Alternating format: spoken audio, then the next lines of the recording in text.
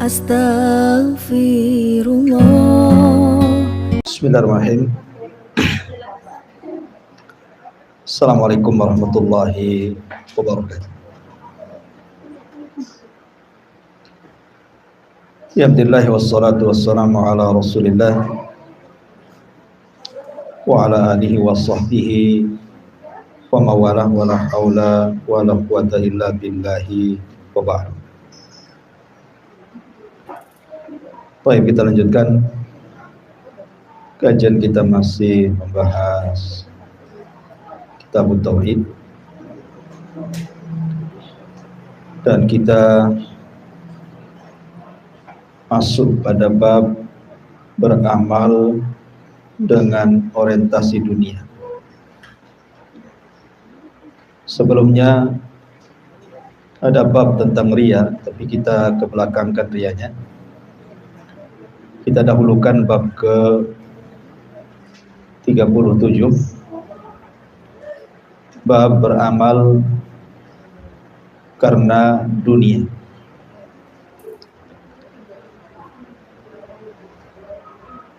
Bicara tentang beramal karena dunia, tentu akan berbeda dengan masalah riya. Walaupun sama-sama dosa kecil atau syirik kecil,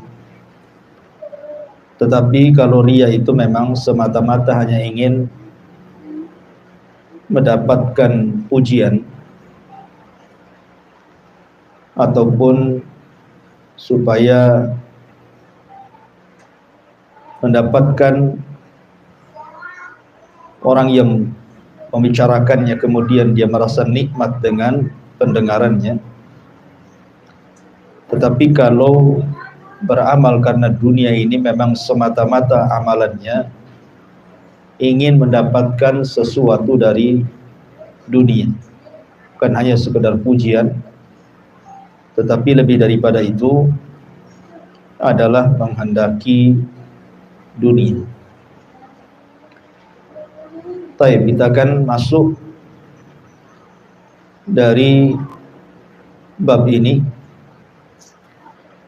di mana pengarang membawakan beberapa dalil, satu dari Al-Quran dan satu dari hadis Nabi sallallahu alaihi wa ala alihi wasallam. Allah subhanahu wa ta'ala berfirman, "Man kana yuridul hayatad dunya wa zinataha nuwaffi ilaihim a'malahum fiha wa hum fiha la yubkhasun. Ulaika alladhina laysa lahum fil akhirati illa an-nar wa habita ma sana'u fiha wa batilu ma kanu ya'malun." Barang siapa yang menghendaki kehidupan dunia dan perhiasannya, niscaya kami akan berikan kepada mereka balasan pekerjaan mereka di dunia dengan sempurna. Bahkan di dunia mereka tidak akan dirugikan. Itulah orang-orang yang tidak memperoleh sesuatu apapun di akhirat melainkan neraka. Segala yang telah mereka usahakan di dunia akan lenyap dan sia-sia segala yang mereka telah kerjakan. Ma'asyiral muslimat yang dimuliakan Allah subhanahu wa ta'ala, kita tahu bahwa manusia ada beberapa macam ketika bicara tentang beramal. Yang pertama, orang musyrik ataupun orang kafir. Mereka hidup di dunia itu tidak lain dan bukan memang mengejar dunia, walaupun dohirnya melakukan amal kebaikan, seperti umpamanya memberi sedekah kepada orang, memuliakan tamu, memuliakan tetangga, berbuat baik kepada orang tua, ataupun perbuatan-perbuatan yang kebaikan yang lainnya. Jadi orang-orang musyrik dan kafir itu kalaupun berbuat kebaikan, maka semata-mata mereka hanya mengharapkan dunia. Dan Allah Subhanahu wa taala tidak mengganjar mereka sedikit pun di akhirat. Tetapi Allah Subhanahu wa taala akan balas mereka di dunia. Kalau mereka mencari dunia, Allah berikan dunia. Tapi mereka tidak mendapatkan apapun di akhirat. Ini kelompok yang pertama. Kelompok yang kedua, orang yang beriman, yang mereka beramal saleh, beramal untuk akhiratnya. Tetapi ketika dia beramal saleh, beramal untuk akhirat, dia tidak menghendaki akhirat. Dia murni mencari dunia saja. Seperti umpamanya dia haji ataupun umrah, memang niatnya bukan haji dan umrah, hanya untuk berniaga, hanya untuk mencari keuntungan dunia saja. Dia belajar ilmu agama, ya semata-mata ingin mengambil ijazah untuk cari pekerjaan saja. Atau dia menjadi seorang muadzin bukan untuk adzan, karena Allah, hanya semata-mata ingin dapat bayaran saja. Ataupun jadi imam sholat hanya semata-mata untuk dapat bayaran saja. Lah ini kelompok yang kedua. Maka kelompok yang kedua ini tidak akan mendapatkan sesuatu apapun di akhirat kecuali dia hanya dibalas di dunia saja. Dia cari gaji, dapat gaji saja. Dia cari bayaran, dia dapat bayaran saja. Allah berikan cash di dunia, tapi orang ini pun walaupun dia orang yang beriman, maka amalannya dianggap batil di dunia dan juga tidak mendapatkan apapun pahala di akhirat, karena dia terjerumus kepada syirkul asghar, syirik kecil. Kemudian yang ketiga, seorang mukmin yang beramal saleh,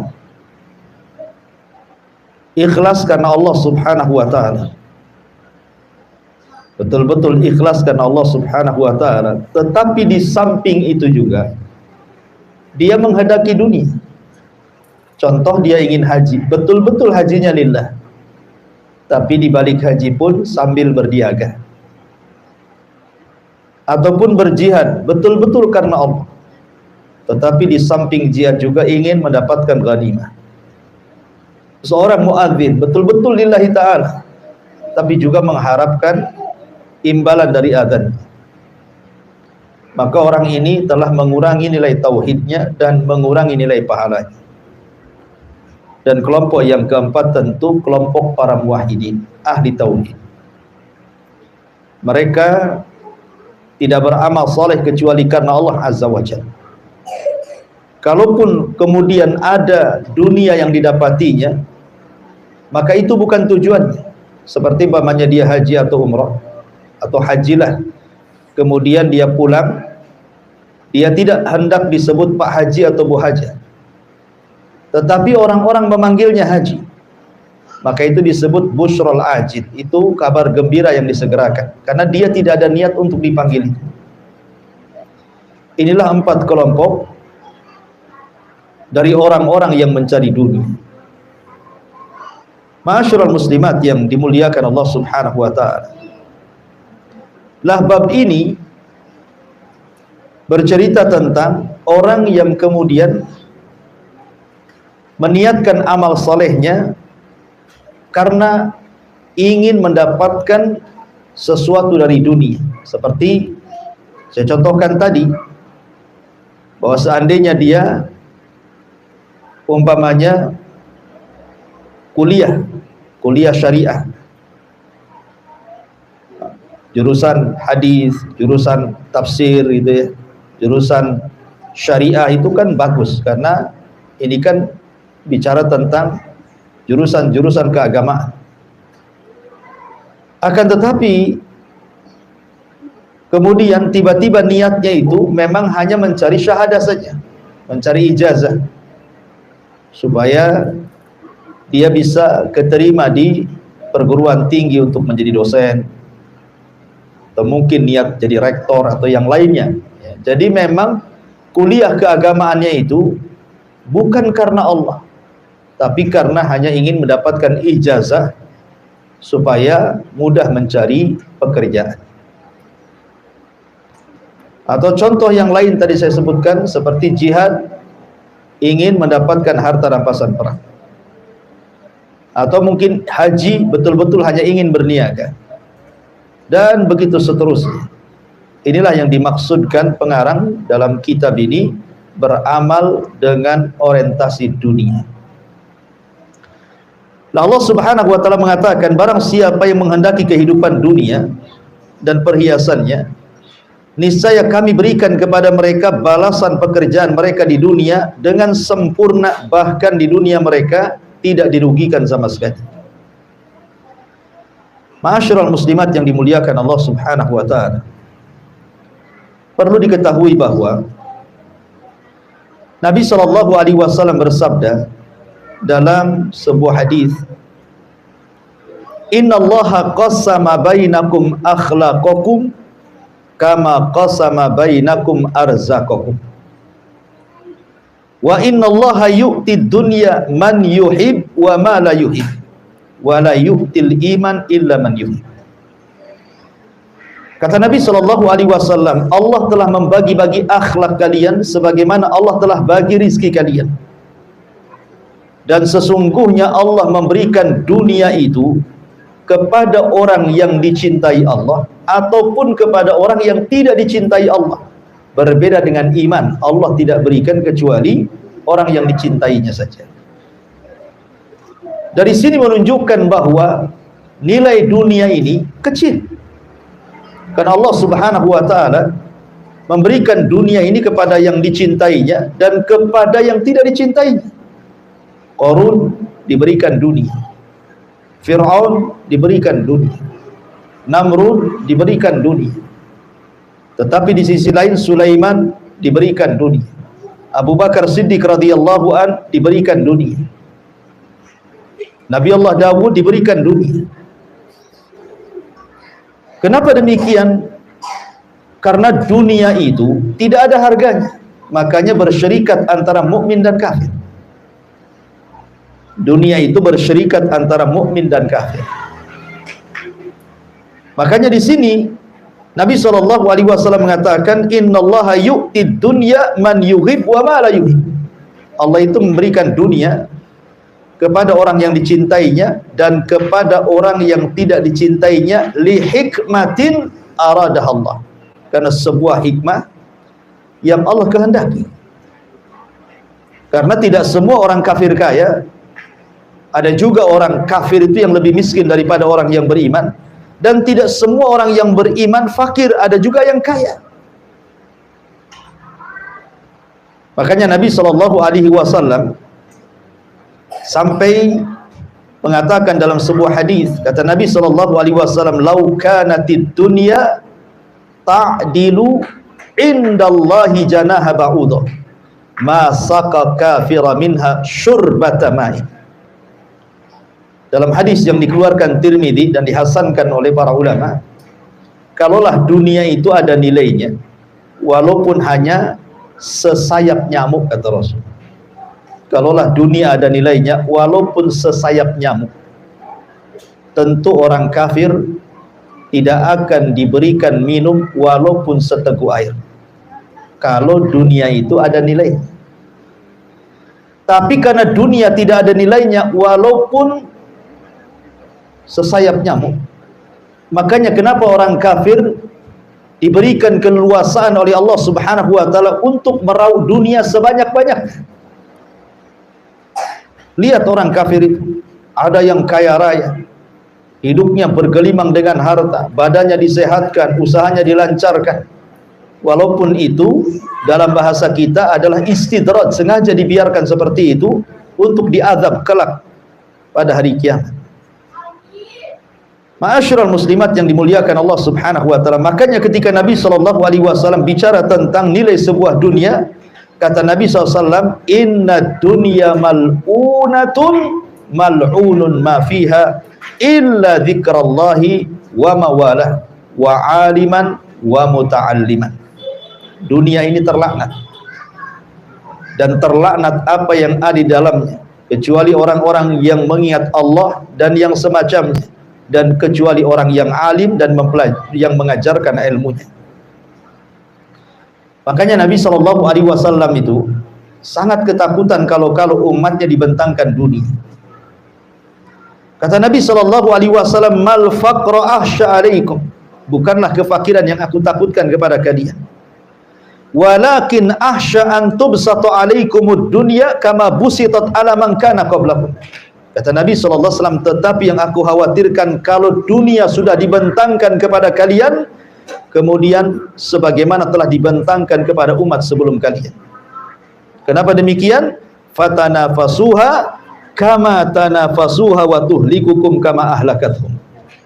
Nantinya kalian berburu dunia sebagaimana orang dulu berburu dunia, kemudian kalian dihancurkan sebagaimana orang dulu dihancurkan Allah karena berburu dunia. Jadi dunia ini tidak ada nilainya. Makanya ibadah sehebat apapun, kalau semata-mata niatnya karena dunia, tidak akan dapat pahala. Bukan hanya tidak akan dapat pahala, justru orang-orang yang seperti ini terkadang orang yang pertama disentuh api neraka. Dahulu ada seseorang datang kepada Muawiyah ibn Abi Sufyan radhiyallahu anhu. Kemudian Muawiyah mengatakan, ceritakan kepadaku apa yang kau dengar dari hadis Abi Hurairah radhiyallahu an dari Nabi sallallahu alaihi wasallam tentang 3 orang yang pertama kali disentuh api neraka. Maka orang ini mengatakan, iya, aku mendengar hal itu dari Abi Hurairah radhiyallahu an dari Nabi sallallahu alaihi wasallam. Rasul bersabda, inna awwalan nasi yuqda yaumal qiyamati alaihi, sesungguhnya orang yang pertama kali akan dihisab pada hari kiamat. Dalam riwayat, awal man tusyu'ira bihin nar, orang yang pertama disentuh oleh api neraka, rajulun ustushid, orang yang mati syahid. Fa'utiya bihi fa'arrafahu ni'amahu fa'arrafaha, maka orang ini pun dipanggil di hadapan Allah, kemudian ditampakkan amal solehnya sewaktu dia berperang di dunia, ditampakkan kayak layar tancap itu. Betul itu kau yang berperang? Betul itu kau yang mati syahid? Maka dia pun mengakuinya dan mengatakan, betul ya Rabb, itu saya di situ. Kemudian Allah mengatakan, fama amilta fiha, lalu apa yang kau amalkan di situ? Maka orang ini mengatakan, qataltu fika hatta ustushhidtu ya Rabb, aku berperang sampai aku mati syahid karenamu ya Rabb.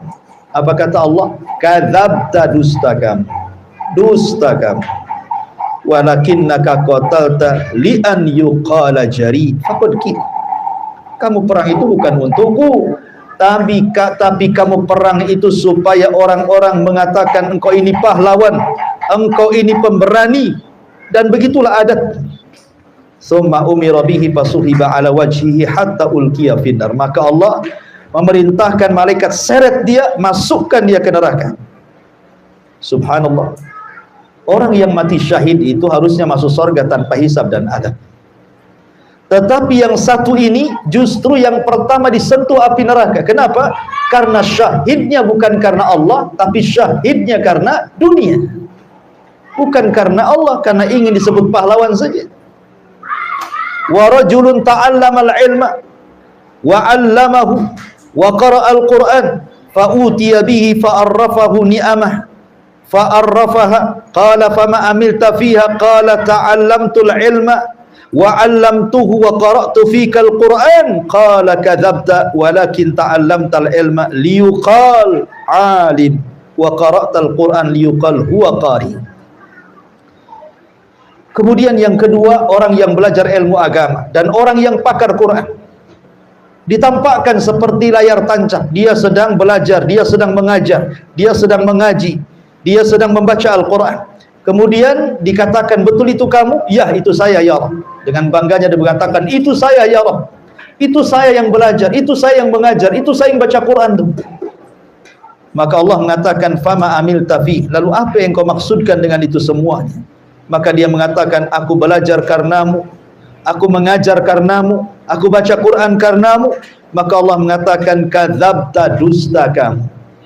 Engkau mengajar, engkau membaca Quran supaya engkau disebut ulama, supaya engkau disebut ustaz, supaya engkau disebut ajengan, supaya engkau disebut tuan guru, dan engkau membaca Quran supaya orang menganggap engkau seorang qari, ahli qiraah, dan itu sudah ma'ruf dari kamu. Maka orang ini juga umira bihi fasuhiba ala wajhi hatta ulqiya finnar. Allah menyerir malaikat, seret dia, masukkan ke neraka. Kemudian orang yang ketiga kata Rasul, wa rajulun wassa'allahu alaihi wa a'tahu min asnafil mali kulli. Ada orang kaya, semua kekayaan diberikan oleh Allah dari segala jenis kekayaan, emasnya, peraknya, uangnya, kendaraannya, rumahnya, kebunnya, macam-macam Allah berikan. Kemudian ditampakkan dia sedang bersedekah. Tidak ada tempat yang harus disedekahi, dia keluarkan uang, dia sedekahkan kepada tempat-tempat tersebut. Anak yatim disumbangnya, fakir miskin disumbangnya, masjid disumbangnya, kemudian pesantren disumbangnya, semua disumbangnya. Kemudian ditampakkan seperti layar tancap saat dia menyumbang-nyumbang harta itu. Kemudian Allah mengatakan, wa ma amil tafi, kau sedang apa di situ? Itu betul kamu? Iya, itu saya ya Rabb, aku sedang beramal saleh, aku sedang bersedekah. Maka Allah mengatakan, kadzabta, dusta kamu, walakinnaka fa'alta liyuqal anta jawad. Tetapi kau beramal seperti itu supaya kau dapat pujian manusia dan dikatakan engkau ini seorang yang dermawan. Maka orang ini pun summa umira bihi fasuhiba ala wajhihi summa ulqiya finnar, rawahu Muslim. Orang ini disuruh dimasukkan dan diseret ke neraka oleh Allah lewat para malaikat. Lihat, tiga amalan ini, Bu, amalan mulia kan? Orang mati syahid mulia, orang belajar Quran mulia, orang sedekah mulia. Ini amalan-amalan mulia, pahalanya besar di hadapan Allah Subhanahu wa taala. Tapi menjadi sia-sia ketika amalan ini ditujukan kepada dunia dan bukan kepada Allah Subhanahu wa taala. Ketika Muawiyah ibn Abi Sufyan dibacakan hadis ini, dia pun menangis dan menangis dan menangis. Khawatir kalau dia masuk ke dalam hadis yang disabdakan Nabi sallallahu alaihi wasallam dari Abu Hurairah radhiyallahu anhu. Ma'asyiral muslimat yang dimuliakan Allah Subhanahu wa taala, makanya suatu ketika Umar bin Khattab radhiyallahu anhu hendak mengambil kunci Baitul Maqdis bersama Abu Ubaidah ibnul Jarrah. Ketika itu Umar memakai pakaian biasa saja, pakaian yang ia pakai dari Madinah sampai ke Syam, itu pula yang dipakai menghadap raja yang menguasai Baitul Maqdis kala itu. Jadi Abu Ubaidah menyarankan, wahai Amirul Mukminin, pakailah pakaian kebesaran seorang raja supaya mereka agak segan dengan kamu. Maka Umar marah kepada Abu Ubaidah ibnul Jarrah dan mengatakan, ya Aba Ubaidah, nahnu qaumun a'azzanallahu bil Islam, famahma ibtaghainal izzata fi ghairihi adallanallahu azza wa jalla. Abu Ubaidah, kami ini kaum yang Allah muliakan dengan Islam, maka siapapun yang mencari kemuliaan selain daripada Islam, pasti Allah akan hinakan dia. Umar tidak mau menampakkan perhiasan dunia, dia ala kadarnya saja, karena dia tahu dunia ini tidak ada nilainya. Orang itu bernilai ketika dia mendapatkan hidayah Islam dan baik Islam. Makanya Umar bin Khattab radhiyallahu anhu suatu ketika datang kepada Nabi sallallahu alaihi wasallam, yang ketika itu terdengar kabar bahwa Nabi sallallahu alaihi wasallam telah menceraikan istri-istrinya. Jadi Umar mendapatkan kabar bahwa Nabi sallallahu alaihi wasallam telah menceraikan istri-istrinya. Akhirnya kemudian Umar pun mendatangi Nabi sallallahu alaihi wasallam untuk mengecek keberadaan Rasul, apakah benar Nabi sallallahu alaihi wasallam telah menceraikan istri-istrinya.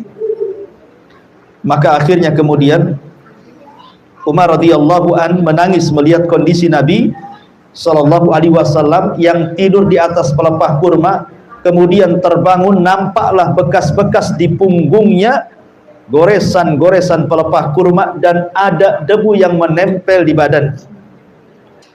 Jadi Umar radhiyallahu an mengatakan, Rasul, lihat raja-raja Persia, raja-raja Romawi, raja-raja dunia, mereka di atas kenikmatan, di atas singgasana, di atas kasur-kasur empuk, di atas pakaian-pakaian indah.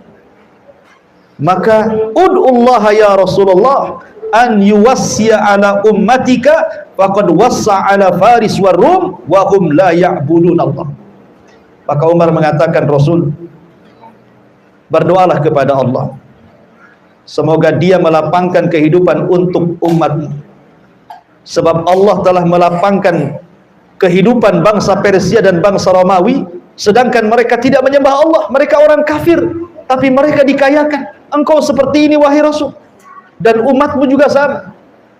Maka Rasul SAW mengatakan, afi syakkin anta ya ibnal Khattab, ulaika qaumun ujjilat lahum thayyibatuhum fil hayatid dunya. Apakah engkau masih ragu wahai Ibnul Khattab?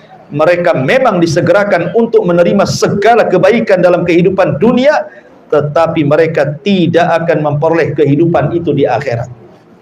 Jadi untuk apa seseorang itu mengejar dunia? Apa yang dikejar tentang dunia? Kalau kemudian umur dia hanya 60 sampai 70 tahun saja, setelah itu kemudian dia mati, kemudian masuk neraka, diazab dengan seazab-azabnya, nggak banding kehidupannya. Ma'asyiral muslimat yang dimuliakan Allah Subhanahu wa taala. Makanya Allah mengatakan, "Man kana yuridul hayatad dunya wa zinataha nuwaffi ilaihim a'malahum fiha wa hum fiha la yubkhasun. Ulaika alladziina laisa lahum fil akhirati illa an-nar wa habita ma sana'u fiha wa batilu ma kanu ya'malun." Barang siapa yang menghendaki kehidupan dunia dan perhiasannya, niscaya kami berikan kepada mereka balasan pekerjaan mereka di dunia dengan sempurna, bahkan mereka tidak dirugikan sama sekali.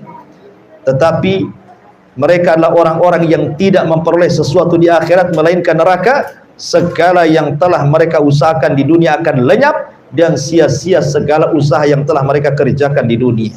Amilatun nasibah tasla naran hamiyah. Mereka berpayah-payah, beramal saleh, berbuat baik, tapi karena tujuannya dunia, ujung-ujungnya masuk neraka. Kan rugi, Bu, ya? Rugi, ya. Ma'asyiral muslimat yang dimuliakan Allah Azza wa Jalla. Bahkan Nabi sallallahu alaihi wasallam sampai mengatakan dalam sebuah hadis, man kanatil akhiratu hammahu ja'alallahu ghinahu fi qalbi wa jama'a lahu syamlahu wa atathu dunya wa hiya raghimatun wa man kanatid dunya hammahu ja'alallahu faqrahu baina ainaihi wa farraqa alaihi syamlahu wa lam ya'tihi minad dunya illa ma qaddara lahu. Barang siapa yang niatnya adalah untuk menggapai akhirat, maka Allah akan memberikan kecukupan dalam hatinya. Dia akan menyatukan keinginannya yang tercerai-berai, dunia pun akan dia peroleh dan tunduk hina padanya. Tapi barang siapa yang niatnya adalah untuk menggapai dunia, maka Allah akan menjadikan dia tidak pernah merasa cukup sama sekali, akan menceraikan-beraikan keinginannya. Di dunia pun dia tidak memperoleh kecuali yang telah ditakdirkan saja. Lalu apa kalau seandainya dunia sudah ditakdirkan, mau dikejar kemana-mana pun ya tetap saja dapat seperti itu? Kan rugi akhirnya. Ada orang yang dari pagi dia bangun, kemudian datang malam langsung tidur, besoknya lagi cari dunia, sementara sudah ditakdirkan memang rizkinya seperti itu. Lalu untuk apa dia mengoyoh-ngoyoh, kan gitu? Ma'asyiral muslimat yang dimuliakan Allah Azza wa Jalla, maka sebaiknya beramalah untuk akhirat. Kemudian hadis yang kedua dalam Sahih Bukhari, Dari Abu Hurairah radhiyallahu an, dia menuturkan bahwa Nabi SAW bersabda, ta'isa abdud dinar, ta'isa abdud dirham, ta'isa abdul khamisati, ta'isa abdul khamilati, in u'tiya radhi wa illam yu'ta sakhit, ta'isa wan takas wa idha syika falan takas. Tuba li abdin akhadha bi inanati farasihi fi sabilillah ash'asha ra'suhu mughabbaratan qadama in kana fi al-hirasati kana fil hirasati wa in kana fi saki kana fi saki in ista'dhana lam yu'dhan lahu wa in syafa'a lam yushfa' atau lam yushfa'. Kata Nabi SAW, celaka hamba-hamba dinar, celaka hamba-hamba dirham, celaka hamba-hamba khamisah, hamba-hamba pakaian, dan celaka hamba-hamba khamilah, sama juga hamba-hamba busana. Maksudnya apa di sini, Bu? Al-Hafidh Ibnu Hajar Al-Asqalani rahimahullahu taala ketika memberikan catatan kepada hadis ini, beliau mengatakan yang dimaksud budak dinar atau budak dirham atau budak pakaian dan busana itu adalah orang-orang yang mencarinya dengan semangat sangat tinggi.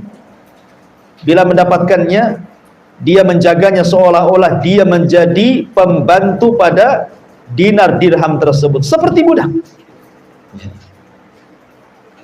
Juga disebutkan oleh Al-Imam At-Tibbi rahimahullahu ta'ala, dikhususkan kata budak untuk menggelarinya karena dia berkubang dalam cinta kepada dunia serta segala bentuk syahwatnya, layaknya seseorang tawanan yang tidak memiliki upaya untuk melepaskan dirinya, maka seperti budak. Makanya Rasul SAW tidak mengatakan pemilik harta ataupun penghimpun dinar, tetapi dikatakan dengan kalimat budak. Maksudnya kalau dikatakan budak dunia, artinya kehidupannya memang murni mencari dunia saja. Dunia memperbudak. Kalau sudah dapat dia jaga, jangan sampai hilang. Kalau perlu ditambah jama'a mala wa addada yahsabu anna malahu ahlada. Dihitung-hitung, kurang-kurang, cari-cari siang malam hanya mencari dunia. Artinya budak dunia itu artinya karena akalnya tidak berfungsi, hatinya tidak berfungsi, tenaganya tidak berfungsi, kecuali hanya urusan dunia saja. Dan ini bukan hanya terbatas dengan yang disebutkan saja, Bu. Termasuk celaka orang-orang yang menghambakan kepada busana. Di sana ada hamba tas, di sana ada hamba sepatu, di sana ada hamba rumah, hamba kendaraan gitu ya, Bu. Kalau ibu-ibu ya hamba pakaian. Sampai-sampai satu hari itu 10 kali ganti gitu. Yang dipikirkan itu pakaian saja. Hari-hari browsingnya pakaian saja. Oh, ini ada yang terbaru nih. Ini warnanya bagus. Ini kainnya bagus. Kemudian hari-hari terpikir gimana caranya membelinya. Akhirnya dia nabung terus terpikir ingin membeli apa yang dikehendakinya. Nah, itu disebut hamba pakaian. Ya. Atau mungkin laki-laki hamba perempuan. Di otaknya hanya perempuan saja. Tidak ada yang lain. Atau mungkin hamba tas gitu ya, koleksi tas banyak-banyak, koleksi sepatu banyak-banyak. Untuk apa? Tidak mungkin juga sekali pakai sepatu itu sekali pakai 3 sepatu rangkap kan, Bu? Atau ibu ke pengajian sekali bawa 5 tas, ibu mau jualan tuh apa kan gitu. Jadi kan nggak mungkin dipakai semua. Busana pakaian banyak-banyak loh, nggak mungkin juga ibu pakai pakaian sekali pakai 7 rangkap. Ngapain kan itu panas-panas ya. Jadi ada hamba-hamba itu yang bukan hamba Allah, hamba sepatu, hamba tas, hamba pakaian gitu, hamba jilbab gitu. Walaupun udah ngaji, nampak pakaiannya syar'i gitu ya. Yang dipikirkan itu ya, ini cadar terbaru. Oh, ini cadar apa ini? Banana ya, atau cadar apa gitu ya. Pokoknya wah, pikirannya itu ke situ aja. Itu hamba cadar namanya. Ya. Jadi dia browsing itu hanya cadar terbaru, model terbaru, itu aja. Biar dia bisa pakai, bisa bergaya di pengajian tuh. Nah, begitu itu juga termasuk hamba cadar, Bu, jadinya. Hamba pakaian, hamba gamis gitu ya. Jadi itu masuk semua. Pokoknya yang otaknya ke dunia, dunia itu kan macam-macam. Bisa pakaian, bisa kendaraan, bisa rumah, ya, bisa laki-laki, bisa perempuan, dan begitu seterusnya. Kata Rasul, ta'isa abdu dinar, wa ta'isa abdul dirham, wa ta'isa abdul khamisah, wa ta'isa abdul khamilah. Celaka hamba dinar, celaka hamba dirham, celaka hamba khamisah, komis, celaka hamba busana, celaka dan celaka. Maka tidak perlu menjadi hamba-hamba itu, jadilah hamba Allah. Jadilah hamba Allah. Ma'asyiral muslimat yang dimuliakan Allah Subhanahu wa taala. Abu Hurairah radhiyallahu an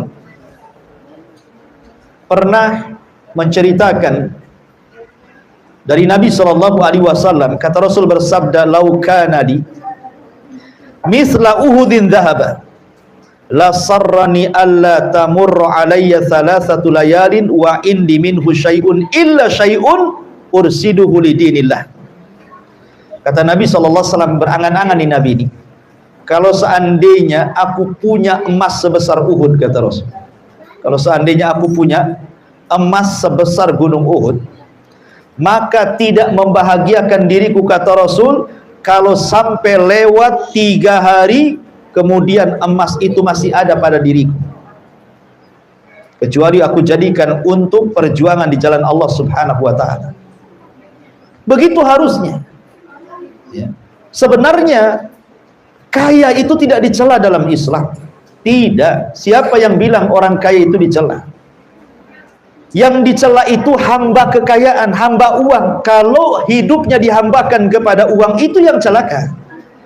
Tapi kalau orang banyak duit tidak celaka, selama kemudian harta itu hanya diletakkan di tangan dan tidak diletakkan di hati. Sebagaimana perkataan Hasan Al-Basri rahimahullahu ta'ala ketika ditanya soal zuhud, apa kata Hasan Al-Basri? Ij'al malaka fi yadik wa la taj'al malaka fi qalbik. Jadikan hartamu di tanganmu dan jangan jadikan hartamu di hatimu. Jadi kalau seandainya harta datang hanya sebatas di tangan, kalau harta pergi ya pergi dari tangan, bukan diletakkan di hati, sehingga kalau datang senang sekali, kalau pergi sedih sekali. Bukan begitu. Kaya tidak masalah. Sahabat Rasul itu 10 sahabat yang dijadikan masuk surga, sebagian besar orang kaya. Abu Bakar orang kaya, Utsman orang kaya, Abdurrahman bin Auf orang kaya, Tolha orang kaya. Semua karena kekayaan juga bisa mendukung dakwah. Makanya pemimpin Aus namanya Sa'ad bin Ubadah. Sa'ad bin Ubadah radhiyallahu anhu itu kaya, pemimpin Aus. Ketika dia masuk Islam, kemudian Nabi SAW hijrah dengan keluarganya ke Madinah. Hampir setiap hari Sa'ad bin Ubadah memberikan hadiah kepada Rasul dan keluarganya. Setiap hari. Saking kayanya. Memberikan hadiah kepada istri-istri Nabi. Bahkan apalagi kalau istri Rasul SAW sedang di rumah Aisyah radhiyallahu anha, Sa'ad bin Ubadah tahu bahwa Rasul senang nih di rumah Aisyah. Kenapa Sa'ad ibn Ubadah menganggap Rasul sedang senang di rumah Aisyah? Karena memang Rasul sangat mencintai Aisyah. Pasti suami itu lebih senang di wanita yang dicintainya. Kayak suami ibu, kalau suami sangat cinta dengan ibu, pasti betah di rumah, Bu. Kalau enggak cinta, itu sebentar-sebentar pergi itu. Ya, pasti ada yang dicintai itu di luar tuh. Ya. Jadi tahu Rasul itu lagi senang-senangnya itu kalau rumah di Aisyah, ditambah lagi hadiahnya, lebih besar lagi hadiahnya. Setiap hari loh itu ngasih hadiah, menunjukkan kaya. Artinya kaya itu tidak dilarang. Kaya itu tidak dilarang. Karena Islam juga perlu kaya, makanya Rasul juga menikah dengan orang kaya, Khadijah, sampai kekayaannya habis untuk dakwah kan gitu. Tetapi kalau seandainya tujuan mencari hartanya betul-betul karena dunia, tidak ada sedikit pun dia ingin menyumbang hartanya di jalan Allah, itulah yang dikatakan abdu dinar wa abdu dirham, hamba rupiah, hamba dolar, hamba ringgit, hamba real, dan begitu seterusnya. Ya.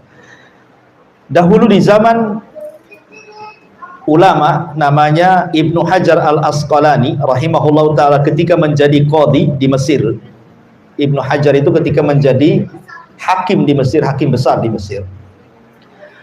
Kemudian dia pergi ke pasar, membawa kendaraan yang mewah, fasilitas kerajaan, dan pakaian yang sangat indah.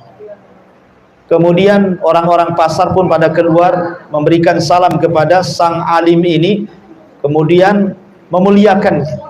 Rupanya di tengah-tengah manusia yang sedang memuliakan ulama ini ada orang Yahudi fakir miskin, udah kafir, fakir lagi, miskin lagi, Yahudi ini. Kemudian Yahudi ini ngomong sama kawannya, itu siapa? Itu siapa yang di atas kendaraan bagus, pakai pakaian bagus, dihormati, dimuliakan, enak sekali hidupnya. Kemudian orang ini mengatakan, celaka engkau, kau gak kenal dia ya? Dialah Al-Hafidh Ibnu Hajar Al-Asqalani qadhi Mesir. Dia adalah hakim kita di sini. Kata orang Yahudi fakir miskin ini, bisa nggak aku jumpa dengan dia? Akhirnya kemudian diperjumpakanlah Yahudi fakir ini ke hadapan Al-Hafidh Ibnu Hajar Al-Asqalani rahimahullahu ta'ala. Ketika sudah berjumpa tuh, berdialoglah orang Yahudi fakir ini dan mengatakan, wahai imam, aku dengar kau seorang imam, seorang qadhi, seorang alim, seorang ulama. Enak sekali kehidupan. Kau diberi kendaraan megah, kau diberikan pakaian megah, gaji cukup oleh penguasa. Saya ingin bertanya kepadamu. Kata Al-Hafidh Ibnu Hajar, silahkan kau bertanya. Kemudian Yahudi fakir ini mengatakan, saya ingin bertanya kepadamu. Saya mendengar nabimu bersabda, ad-dunya sijnul mu'min wa jannatul kafir. Dunia itu penjara bagi orang yang beriman dan surga bagi orang kafir. Rasa-rasanya hadis ini nggak cocok, kata. Aku ini Yahudi, di matamu aku kafir, tetapi aku fakir. Aku tidak merasa hidup di dunia. Tetapi engkau yang merasa seorang mukmin kok kaya dunia, kendaraan mewah, pakaian megah, gaji ditanggung pemerintah. Jadi gimana maksudnya hadis ini bahwa dunia itu penjara bagi orang kafir, dunia itu penjara bagi orang yang beriman, surga bagi orang kafir? Rasanya nggak benar nih hadis ini. Karena yang ditanya ulama, Bu, ya jawabannya sudah ada lah di kepalanya. Apa jawaban Al-Hafidh Ibnu Hajar? Dengarkan Yahudi fakir, ya. Walaupun aku seperti ini, digaji pemerintah, kendaraan bagus, pakaian bagus, dihormati manusia, tapi aku belum bisa istirahat dari ibadah. Aku tetap sholat, aku tetap puasa, aku tetap haji, diwajibkan haji, aku tetap sedekah, aku diwajibkan ibadah-ibadah yang lainnya. Aku tidak pernah istirahat di dunia. Dan apa yang dijanjikan Allah dengan sorga, dunia bagiku ini masih penjara, karena aku tidak lepas dari aturan agama. Tapi engkau wahai Yahudi kafir, engkau miskin itu, kau masih hidup di dunia ini bagaikan sorga. Sebab kalau seandainya neraka yang menantimu di akhirat itu jauh lebih dahsyat keperitannya dibandingkan kau hidup sekarang. Kau ini hidup di sorga, kau ini sorga di dunia ini. Sebab kalau engkau masuk neraka, neraka lebih hebat lagi keperitannya. Subhanallah. Ma'asyiral muslimat yang dimuliakan Allah Azza wa Jalla, lalu apa yang kita cari di dunia ini kalau bukan karena mencari pahala dari Allah Subhanahu wa taala dan surganya? Kemudian Rasul mengatakan, in u'tiya radi wa illam yu'ta sakhit. In u'tiya radiya wa illam yu'ta sakhit. Kata beliau, jika diberi hatinya senang, jika tidak diberi hatinya marah. Nah ini hati-hati. Hamba-hamba dunia ini cirinya. Kalau diberikan kekayaan oleh Allah Subhanahu wa ta'ala, dia puji-puji Allah. Rabbi akraman, Rabbku sedang memuliakanku, katanya. Kalau Allah uji dengan kefakiran, dengan sakit, dengan musibah, dia pun mencela Allah. Rabbi ahanan, Rabbku sedang menghinaku. Rabbku sedang merendahkan diriku. Kenapa ya Rabb, asih aku saja yang fakir? Kenapa usahaku senantiasa gulung tikar? Kenapa anakku saja yang sakit? Kenapa aku seperti ini terus? Allah pula disalahkan. Ja'ala fitnatallah ka'adzabillah. dia jadikan ujian Allah seperti azab yang turun kepadanya. Maka ini ciri-ciri hamba dunia nih. Ya. Harusnya kan qanaah, Bu. Kalau ingin menjadi hamba Allah, qanaahlah, ridho dengan pemberian Allah, sedikit banyak alhamdulillah, semua sudah ditakdirkan. Allah memberikan dunia kepada yang dicintai dan kepada yang tidak dicintai, semua karena hikmah. Karena terkadang ada orang yang diberikan harta, kalau dipakirkan dia bisa kufur. Terkadang ada orang yang kemudian tidak diberikan kekayaan dan tetap fakir, sebab kalau dikayakan dia kufur. Semua karena hikmah dari Allah Subhanahu wa ta'ala. Ma'asyiral muslimat yang dimuliakan. Kemudian Rasul mengatakan ta'isa wan takasa wa idza syika falan taqash. Kata Nabi SAW, celaka dia dan semoga urusannya semakin dipersulit. Apabila dia tertusuk duri, semoga tidak mencabutnya dan tidak dicabut. Artinya ini doa dari Nabi SAW. Ta'isa itu artinya kebinasaan. Ada yang mengatakan kalimat ta'isa ini khobar, ada yang mengatakan doa. Maksudnya kalau khobar, orang-orang yang mencari dunia, kehidupannya hanya semata-mata dunia, walaupun dia mendapatkannya tetap dianggap binasa. Apalagi tidak mendapatkannya. Ataupun ta'isa ini adalah bentuk doa, semoga kecelakaan bagi orang-orang yang menghambakan diri kepada dunia. Didoakan keburukan oleh Nabi SAW. Naudzubillah. Kemudian setelah Rasul menyebutkan orang-orang yang celaka karena menjadi hamba-hamba dunia, kemudian Rasul mulai menjelaskan orang-orang yang terpuji, yang tidak menghambakan hidupnya kepada dunia. Kata Nabi SAW, tuba li abdin akhadha bi'inani farashihi fi sabilillah ash'atha ra'suhu mubbaratan qadamah in kana fil firasati kana fil firasati wa in kana fi saki kana fi saki in ista'dzana lam yu'dzan lahu wa in syafa'a lam yusyaffa. Tuba, berbahagialah. Ada yang mengatakan tuba itu dia mendapatkan sorga. Ada yang mengatakan tuba itu pohon yang ada di sorga yang kalau dipacu 100 tahun dengan kuda balap tidak akan hilang naungannya. Itu disebut tuba. Jadi tuba itu maknanya, ada yang mengatakan pohon di sorga, ada yang mengatakan sorga itu sendiri, ada yang mengatakan tuba itu ya doa kebaikan. Beruntunglah siapa? Li abdin akhadha bi'inani farasihi fi sabilillah. Berbahagialah orang-orang yang memacu kudanya untuk berjihad di jalan Allah. Rambutnya lusuh karena penuh dengan debu.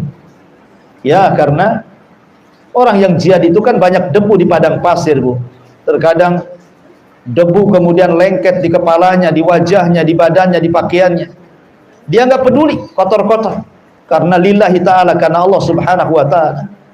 Mughbaratan qadamah, mughbaratan qadamah, kedua kakinya penuh dengan debu juga.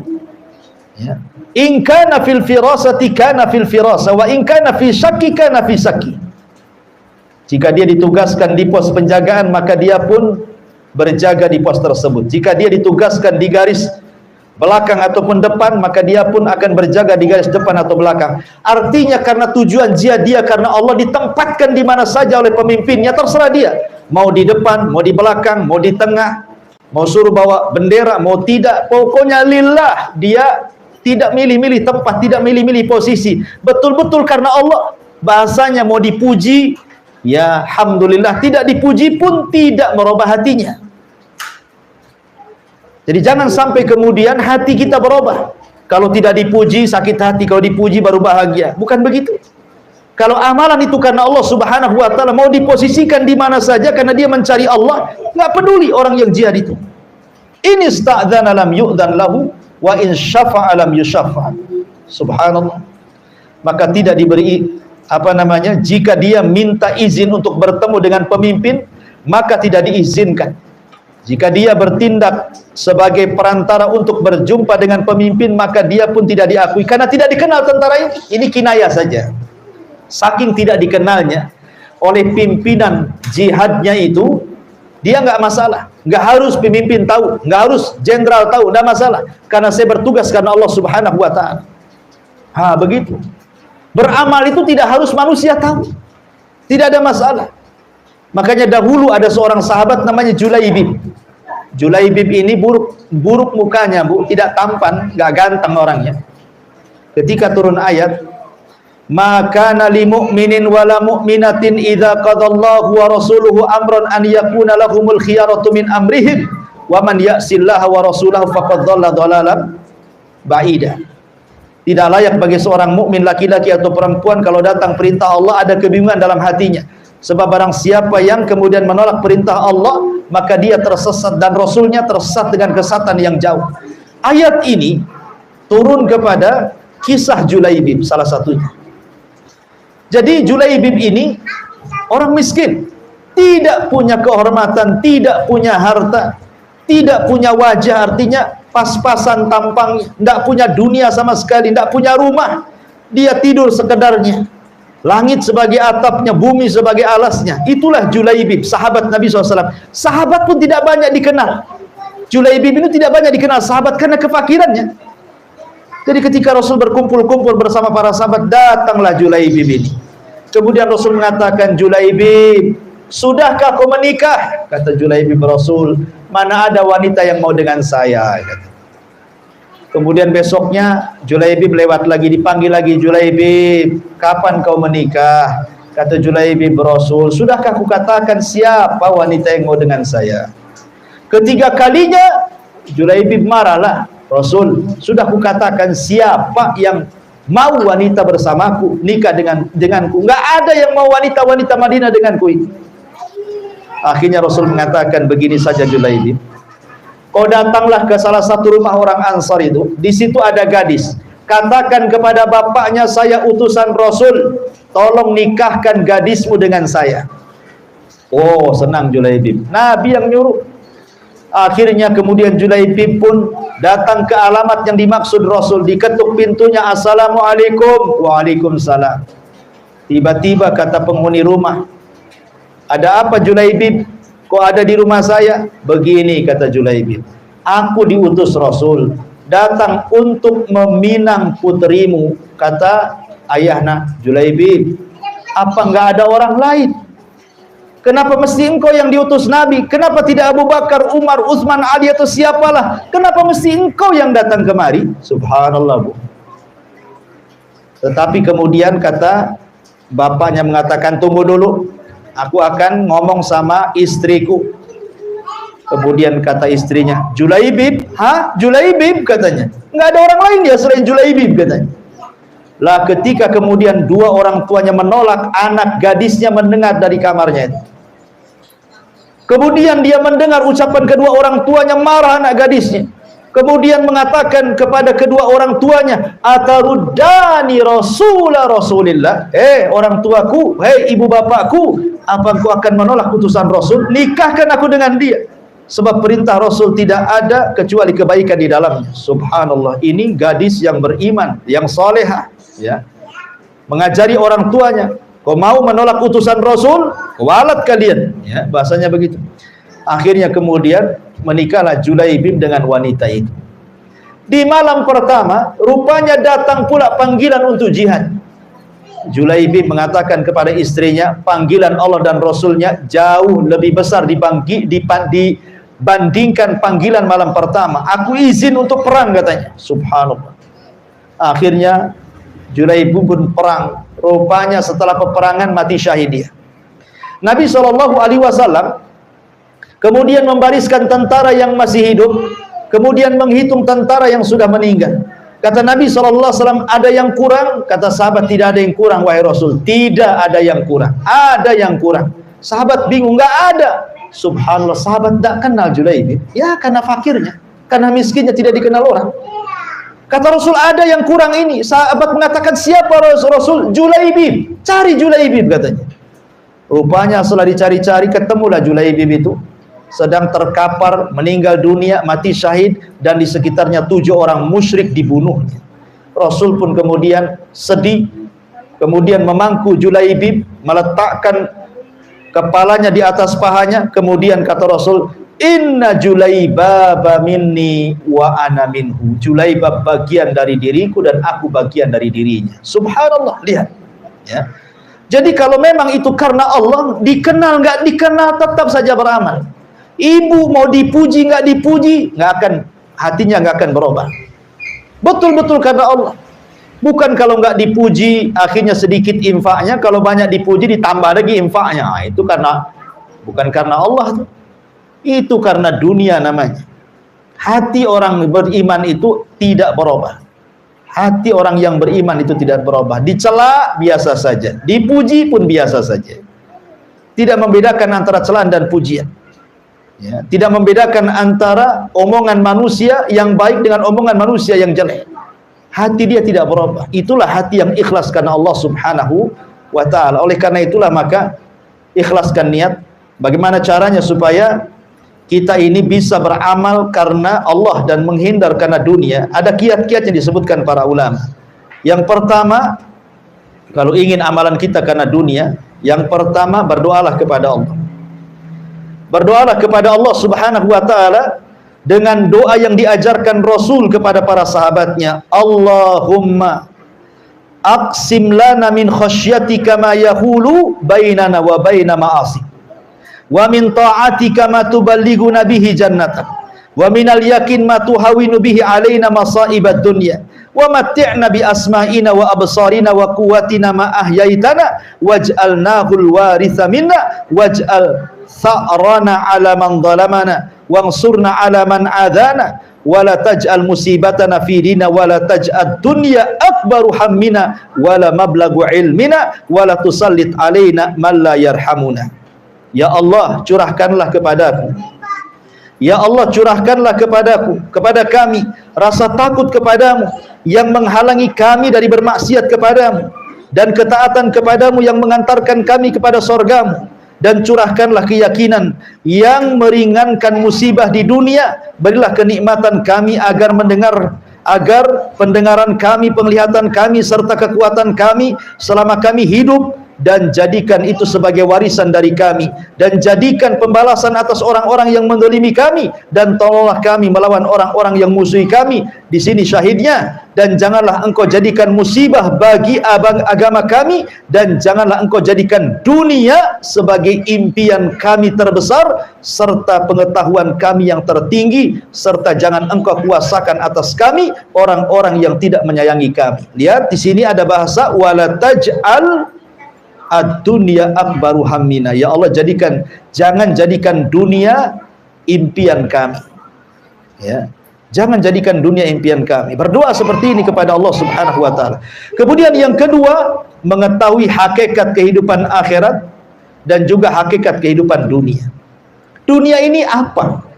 Allah Subhanahu wa ta'ala sampai mengatakan di dalam Al-Quran ketika bicara soal dunia. Apa kata Allah Subhanahu wa ta'ala? Allah Subhanahu wa ta'ala mengatakan man kana yuridul ajila ta'ajjalna lahu fiha ma nasha liman nurid thumma ja'alna lahu jahannam yaslaha madhmuman madhura.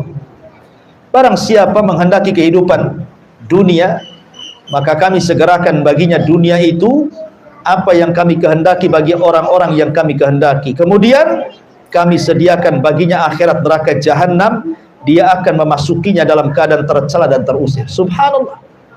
Inilah hakikat dunia dan akhirat. Ya, dunia itu menghina, akhirat itu memuliakan. Jadi yang kedua, kenali hakikat dunia dan kenali hakikat akhirat. Dan yang ketiga, bertemanlah dengan orang-orang soleh, dengan orang-orang yang tidak tamak, dengan orang-orang yang ahli ibadah, dengan orang-orang yang ahli taat, dengan orang-orang yang ikhlas. Bertemanlah dengan mereka. Ya, jangan berteman dengan orang-orang yang mengejar dunia, akhirnya kita pengaruh, akhirnya kita pula kemudian ikut-ikut dia untuk ikut-ikut mengejar dunia. Intinya bahwa bab ini menjelaskan kepada kita, maka beramal dengan orientasi dunia termasuk syirkul asghar, syirik kecil. Dan bisa jadi syirik besar itu kalau memang betul-betul murni karena dunia dan sama sekali tidak ada dalam hatinya tujuan kepada Allah Subhanahu wa ta'ala. Wallahu a'lam bishawab. Ini bab beramal dengan orientasi dunia. Insyaallah minggu depan baru kita cerita tentang riya. Baik, sebelum saya tutup silakan kalau ada yang bertanya.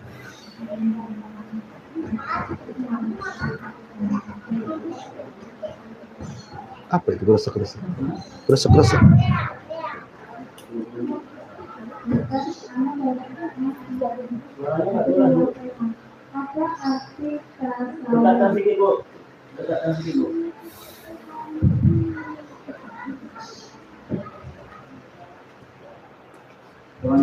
Apa arti tasawuf Ustaz?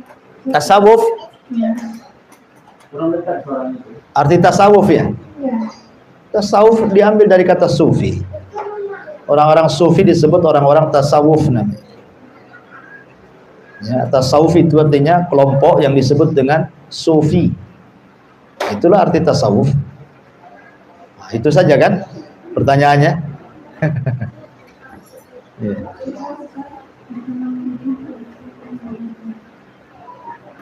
Ada suara.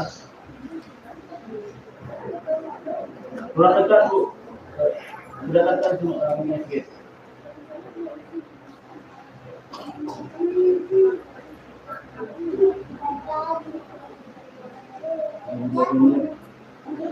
Ustaz, dalam beribadah itu seperti bersolat. Ya, alhamdulillah. Ya, lihat. Maksudnya orang-orang sufi itu kan bertingkat-tingkat gitu. Orang-orang sufi itu bertingkat-tingkat. Ada orang-orang sufi itu yang keyakinan mereka bertentangan dengan keyakinan ahli sunnah wal jamaah.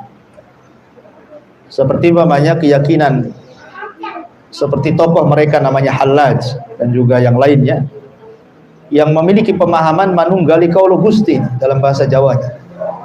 Jadi Allah Subhanahu wa taala bersarang dengan makhluknya. Ya, bersarang dengan makhluknya.